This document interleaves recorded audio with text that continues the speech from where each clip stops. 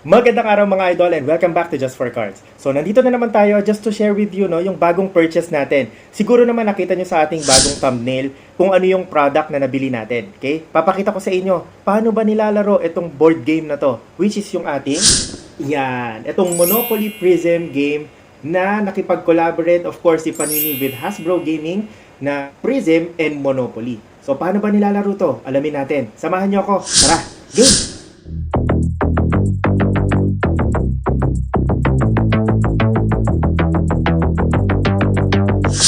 At ito na nga mga idol, ipapakita natin ngayon ang Monopoly board game which is in collaboration with, of course, Panini Prism. Okay? So again, it's a collaboration. Bakit ba nagkakaroon ng collaboration? Of course, to target each market, no? So yung Monopoly gusto niyang ma-target at least kahit papano, ma-encourage yung mga card collectors na maglaro ng board game na pinoproduce nila or ino-offer nila sa public. Ngayon naman, si Panini Prism naman is gusto rin nilang makipag-collaborate with Hasbro Gaming na Monopoly in particular. Gusto rin nilang makapture yung market ng mga naglalaro ng board games para kahit papano matry naman yung kanilang product which is sports trading cards. So that's the main purpose of collaboration, no? Just to give a new flavor, no? Pagdating sa collection and pagdating sa gaming. So at least kahit papano we are all familiar with how collaboration works. But of course, may mga technicalities pa yan behind the transaction. So hindi na natin yun pag-uusapan. So, doon sa mga hindi pa familiar with Monopoly, ito po ay isang board game wherein ang pinaka main goal natin is to have the highest value or assets na meron tayo. Kasi isang board game siya na kakaroon ka ng turns, switching of turns ng bawat players. Tapos pwede kang bumili ng mga properties mo. Depende siya, may leveling yan. Depende kung gaano kaganda yung property na bibilin mo. Okay? Parang in reality, magpapalago ka ng kayamanan mo. Diba? Yung wealth mo and pinakamataas na assets and yung pagmamayari at the end of the game, yun yung mananalo. Okay? In this case, of course, this is basketball. Points naman ang pinagbabasihan. So, hindi na ako makapaghintay. Tignan natin to. Pero bago ang lahat, gusto ko munang i-shoutout si Mr. Casey Mendoza is pina-auction niya ito ay open box na. Ibig sabihin, natignan na niya yung laman, alam na niya yung composition. Siguro, na-curious si sir, no, na ano ba ang meron dito sa Monopoly. And of course, yung special card na nandoon sa loob ng ano. Siyempre, we don't expect na makukuha natin yun. The reason why nag-bid ako dito sa auction na to is gusto ko yung board game mismo. Okay? Not particular with the card. Bakit? Kasi bumili naman ako ng booster box na tinatawag, which is ito, bubuksan natin after natin mapakita itong board game natin. So, yung booster box na yon, the reason why importante siya, it's because kung gusto mo talagang maglaro nitong board game na to, manggagaling din sa mga boxes or booster boxes yung kanilang mga cards na gagamitin natin dito sa game na to. That's the reason why connected sila sa isa't isa. Okay? So this particular box is more on the board game itself. Pero may konting cards, may starter pack, so on and so forth. Papakita ko sa inyo kung anong laman. Okay? Hindi na ako makapaghintay. Excited na talaga ako. Kaya naman, again, shout out Mr. Casey Mendoza. Sobrang solid na, at legit na seller, no? Maraming salamat. Buksan na natin to. A few moments later. Okay, so eto na nga. Buksan natin siya. Yan. Opened naman na ito, so madali na siyang mapakita. So, ano ang mga compositions ng box natin? Meron lang tayong mga extra cards dito kasi sa auction, napanalunan natin siya. Merong mga freebies na binigay si Sir Casey, no? So again, maraming salamat sa mga freebies na binigay mo. Yung mga freebies na binigay niya, sobrang ganda kasi this is one of my favorite type of cards, no? Itong tinatawag na photogenic. Hindi tayo nakakabili ng mga boxes nito kasi medyo mahal or medyo mataas yung value. Natutuwa tayo kapag nagkakaroon tayo ng mga paisa-isa na photogenic cards. Kasi nga naman, napakaganda. If you can see, actual pictures siya talaga, tapos very minimal lang yung effects niya or yung design or kung ano man. Sobrang ganda ng mga action shots. Ito yung parang mga nilalagay mo sa mga posters, so on and so forth. Saka yung mga moves nila, yung special moves ba, or yung mga magagandang moves nila, yun yung nakaka-capture nitong photogenic cards. In this particular transaction, binigay sa atin ni seller is yung iba't ibang players ng Sacramento Kings. Sobrang ganda. Sobrang nakakatuwa ang photogenic. Isa sa mga favorites natin yan. And of course, sino ba ang superstar ng Sacramento Kings ngayon? Walang iba kundi si Mr. De'Aaron Fox. Okay? So yan yung isa sa mga napakagandang mga cards na nakukuha natin. Ito yung mga examples ng mga na-pull na Monopoly. Wala na yung hit. Okay lang, hindi naman ako particular dun sa hit mismo kasi nabili naman natin yung box at a lower price, no, or a cheaper price. So ito yung mga cards. Yan. Brandon Ingram. Siyempre, meron tayong Giannis. Kita nyo, meron siyang branding dito.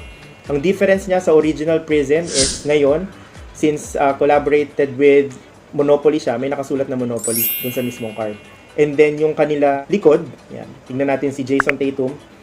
Napakaganda ng card. Yung kanilang likod ay merong mga ratings.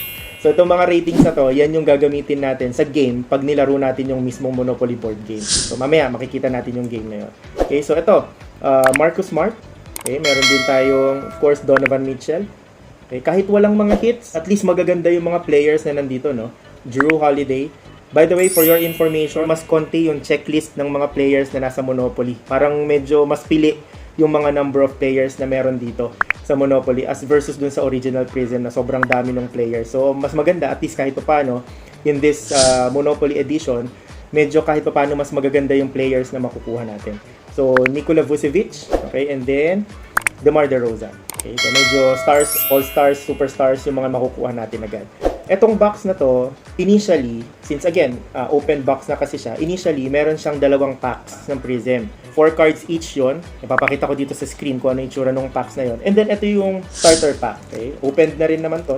Pero, ang maganda dito, kumpleto yung starter pack na cards. So, ano yung starter pack? As far as I know, lahat ng nakita kong boxes ng Monopoly na merong board game is pare-parehas yung starter pack. Expect na merong Trae Young. Expect na merong KD. Of course, Luka, yan. Siyempre, meron tayong Joel Embiid. And then, Steph Curry, yan. Ja Morant, Giannis Antetokounmpo. And of course, naka-top loader na, courtesy of our seller. Nilagyan nila ng top loader because this is a rookie card of the number 1 pick nung nakaraang draft na si Paolo Banchero. Okay? So, ito si Paolo Banchero is also one of the members ng Team USA ngayon sa FIBA World Cup. So, wala nga lang LeBron James sa starter pack. Kung maintindihan kung bakit. Nandito yung mga superstars pero si LeBron wala. So, i-chase natin siya doon sa booster box natin. And then, eto. Hindi po ito puto o kutsinta. Yan, nagjo-joke po ako. Yan. Ito po ay yung mga gagamitin natin. Ito yung mga tokens na tinatawag. So, meron tayong white, meron tayong blue, yan, meron tayong orange, meron tayong red. So, 4 players. Okay? And then, of course, merong die. Ngayon, mamaya natin papakita yung board. Ito muna. Anong meron dito? So, ito naman yung mga instructions. At syempre, meron tayo manual. Okay? Kung paano laruin. Makikita natin yung pinaka-instructions. So, di ba? Napakaganda and very attractive yung design nung mismong manual. So, napakaganda nito. So, babasahin natin yan. Kung sino man yung interested sa inyo, malay nyo, pagka nagkita-kita tayo sa mga trade nights or sa mga swap meets, no? Hopefully, makita ko kayo, laro tayo. Yan. So, kung sa original Monopoly, meron tayong mga pera na ginagamit for purchasing, dito naman meron tayong mga points para ma-identify kung sino yung mananalo. Meron ding blue ball, meron ding red ball. So, titignan natin kung paano sila ginagamit. Pero ito yung parang technically, ito yung pera dito sa game na to. Then the last one, of course, ito na yung game board. Okay, so ano bang meron dito sa game board na to? Napakaganda nito. Ayan, so ito siya. Di ba? Hindi nyo na ako nakita. Papakita ko na lang ng full view. Lalagay ko dito sa video natin. Okay? So meron siyang go. Ayan, so dito tayo mag-i-start. Collect all contests, go. Dun sa Monopoly, original Monopoly, may jail time. Ito naman, time out. So, halos same yung concept, pero of course, different functions siya. So, yan, different match-ups yung nandito. Yan, meron din free parking. Yan, patambay ka muna dito. Yan, so, ganun siya. Overall, ang mangyayari dito is pataasan naman ng points. Papakita ko sa inyo yung isang example ng instruction pagka nakabunot ng isang card, no, from the Playmaker. So, buksan na natin to. So, Playmaker. Ano yung isang example ng Playmaker? Ito siya. Babasahin natin. Posterized dunk. May mga ganun po. Kita nyo naman. Challenge any opponent. O, sino man sa kanila, sa mga kalaro mo, ang i-challenge mo. Siyempre, kung dalawa lang kayo, challenge mo yung kasama mo. Pero kung 4 kayo, mamimili ka dun sa 3 kalaban. Okay? You both choose one starter to compete. Keep your cards in front of you. Do not look at your stats. Okay? So, pipili ka ng isang starter. Sino ba yung starter? Ito. And then, flip the chosen cards. It's your skills stat versus their defense stat. Okay? The higher stat wins. So, technically, ima-match natin, sabi dito sa instruction is yung skills. Okay? Kung ang hawak ko ay si Giannis, meron siyang skill, value ng skill niya is 85 versus their defense stat. So, kung halimbawa naman, ang napili mong kalaban, ang binunot ay si Ja Morant, ang kanya namang defense ay 77. So, highest stat wins. Eh di panalo si Giannis, syempre. So, mas mataas kasi yung stat niya. So, yun yung magiging determining factor. So, ngayon, we're going to read the instructions one by one. And then, I'm going to at least explain this one through a short video na lang, no? Para at least mas maintindihan ninyo kung paano siya talaga specific with the technicalities of the game. So, gagawa natin to isa-isa ng mga video para at least mas maintindihan ng audience natin. But the main concept is just to have the highest points. Parang basketball game siya talaga. So, that's it for the Monopoly board game. Ayan. So, bago tayo mag-proceed naman sa pag-open ng ating booster box, okay, pakita muna natin kung sino yung winner ng ating previous raffle. No? If you can still remember, meron tayong raffle nung episode natin na on how to properly pack your NBA cards. Winner nun, papakita natin ngayon. Congratulations in advance.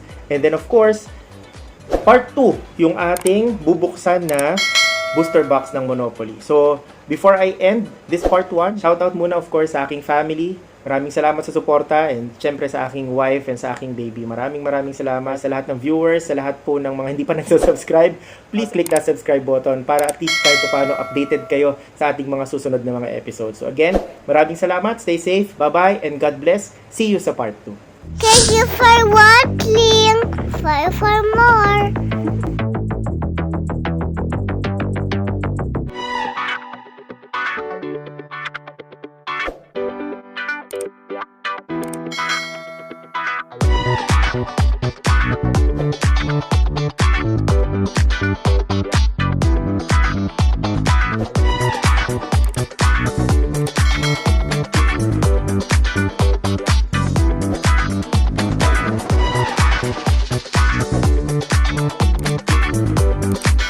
The